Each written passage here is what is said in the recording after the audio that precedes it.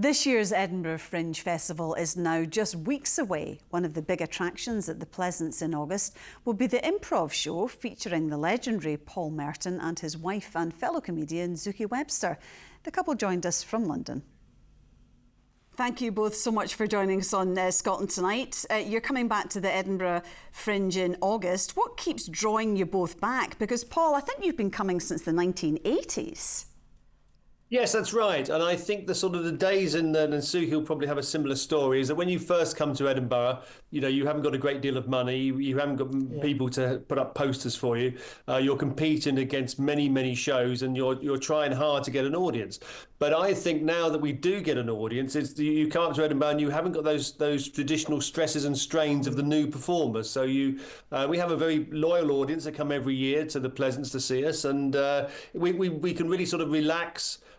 Somebody does marketing for us. Somebody can hand out leaflets if we need that. But we just relax and do the show. So for me, that is the advantage of coming to Edinburgh now that we're sort of, well known.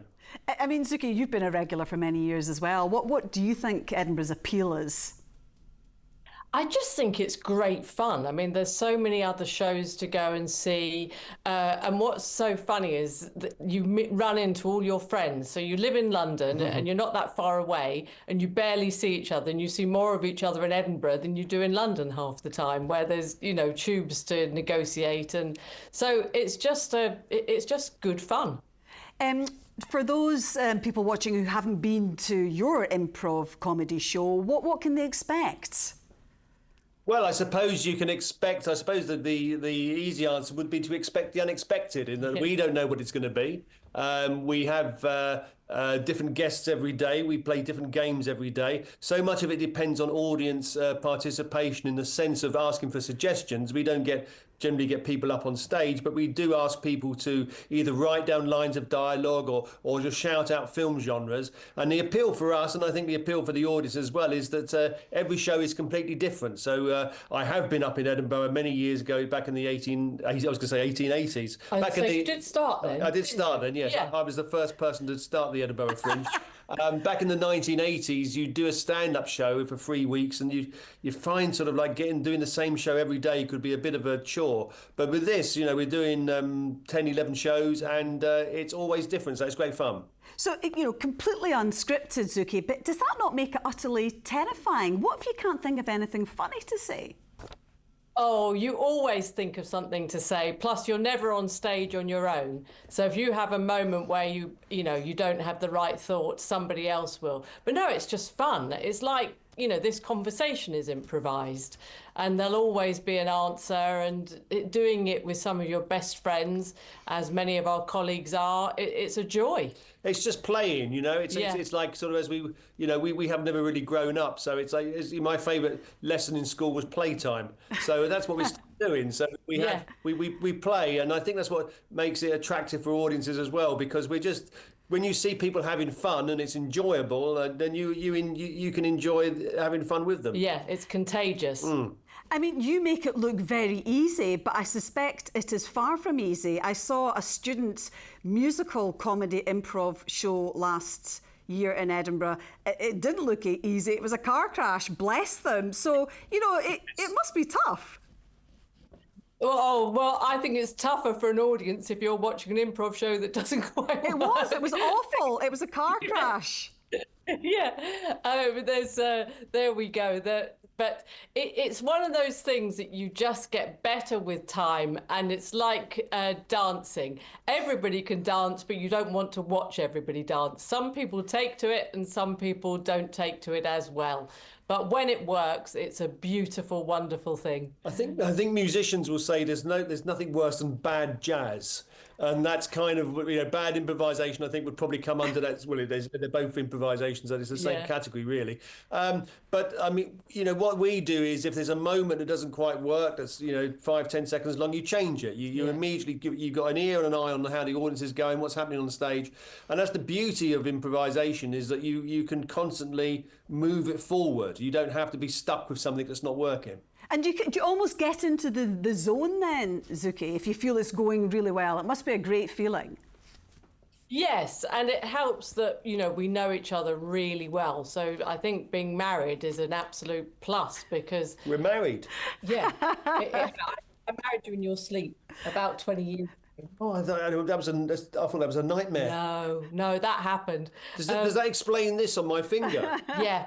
Well, on. I can't get it off. I know. It buzzes when you try and go out of a 5-mile radius. Tell me about it. Yeah, tell me about it. I was in a 5-mile radius the other day and my finger swelled up. I couldn't get it off. See, that's improvisation is basically what we're doing there. And when you trust each other, you can play together and just have fun.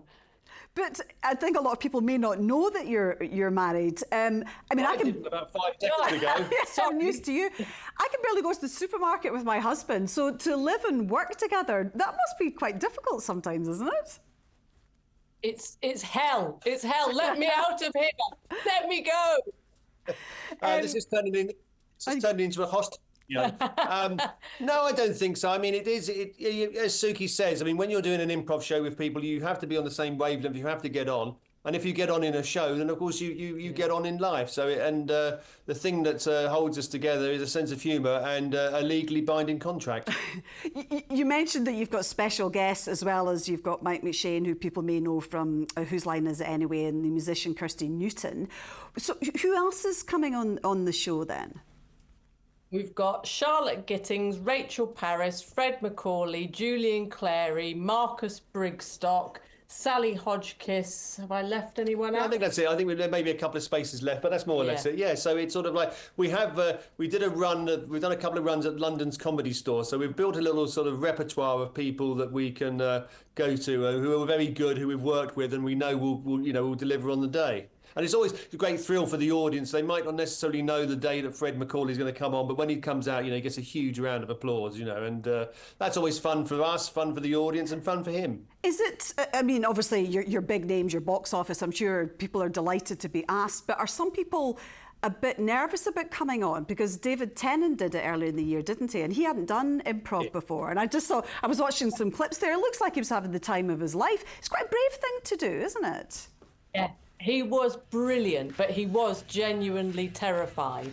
And we saw him a few weeks later when he did Have I Got News for You? And he said there were moments when the fear just came upon him like a dump truck again. Which show. I mean, he was absolutely brilliant. But we're always there looking after people. I mean, David Tennant, as doesn't need to be said, is such a superb actor that although he hadn't done it before, he threw himself into it. And what we did with new people who have never worked in an improv situation before is we give them an hour-long sort of run through of various games that they might play before the audience comes in. And he was brilliant at all of them. We could have put him in anything, couldn't we? Yeah.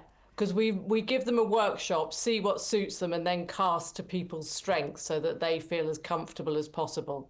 Yeah, but because he was.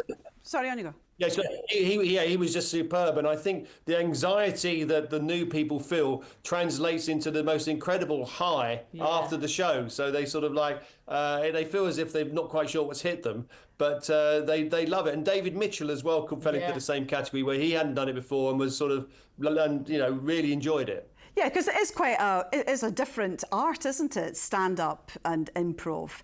Not everyone can make that leap, I would imagine. You can sort of guess who will, though, because what you want is somebody that's going to be a good team player. So if you're somebody that's already a bit funny and you're an open, friendly person, chances are you'll take to improv. And it helps, like David Mitchell, obviously the two Davids we're talking about here, both very, very experienced in working in shows with casts of people. So they're used to listening to other people as well. So that's a key thing, I think. OK, well, just a reminder that you're going to be at the Pleasance in Edinburgh in August. Good luck with that. I'm sure it'll be great fun. And thank you both for joining us on Scotland Tonight. Thank you very much. And thank you for your world exclusive that we're married. I really am. It's all downhill from here, Paul. It can't be uphill.